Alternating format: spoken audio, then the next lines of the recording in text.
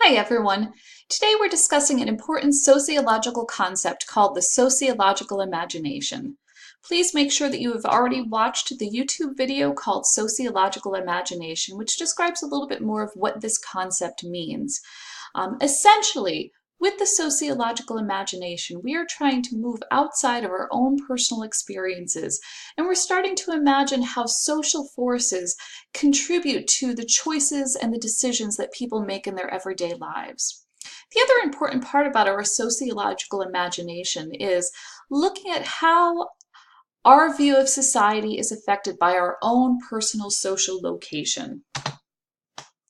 Social location talks about the intersections in society that we occupy, the different statuses that we occupy within our social world. It's not necessarily talking about our geography when I say the corners of the world that we occupy, but the corners of our social world that we occupy. Whether we are a young couple that are maybe just starting out dating, whether we are an older couple looking at retirement or looking at issues such as the empty nest as our children are launched off into their adult world. Race and ethnicity affects our social location and how we view the world. Race and ethnicity definitely, and is something that we'll talk about throughout this course, how that also impacts our opportunities, choices, and our perspectives on life. We have same-sex couples, our family lives are changing in very dramatic ways. There is no one single definition of what family looks like in today's world, which is a very exciting thing, although it can be kind of a scary thing too, because folks don't necessarily know what to anticipate from families at this point. But our families are looking very different, and certainly our same-sex families face different sets of challenges compared to other families, although they also share many of the same challenges as any other family would. So the concept of our social location, again, our social location looks at the corners of our social world that we occupy, and these elements impact the way we look at the world. So elements of our social location include our jobs. What kind of jobs do we do? Are you someone who sits at a desk answering telephones?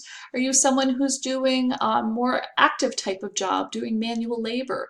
What kind of people do you come into contact with? And of course, tied to our jobs is certainly our level of income. And income impacts our opportunities in the way that we look at the world. Imagine that if you were a very wealthy person or you came from a very wealthy family, how different your life may be compared to someone from the middle class or someone from the lower class who's maybe struggling with issues around poverty. Our education impacts our social location. The kind of education we've had, whether we went to a urban high school or a small rural school, the level of education we have, again, imagine someone who has a PhD versus someone who may be a high school dropout, and how those differences in our educational level may impact the way we look at the world. Age absolutely affects the way we look at the world. I have two young daughters, well, not so young anymore. I have two teenage daughters, I guess I should say, who I often talk about in my courses. My daughters are 14 and 15 now, and they absolutely look at the world in a very different way than I do at the age of 45. Gender, gender is something that we will also address at different points throughout this course, because whether we identify as male or female also has an impact in terms of the way that we look at the world and the way that the world reacts to us. And again, race and ethnicity is our final element of social location. So for our first assignment, or one of our very first assignments, I am asking students to go into our introduction discussion forum, which you will see right here. I say, welcome to our first discussion forum. We're going to have weekly forums where students interact with one another around certain topics. And for this discussion forum, I am asking students to introduce yourself to your classmates within your group. And what I want students to do is to, first of all, tell classmates a little bit about yourself. Tell them why you're interested in taking this course. What are you hoping to learn?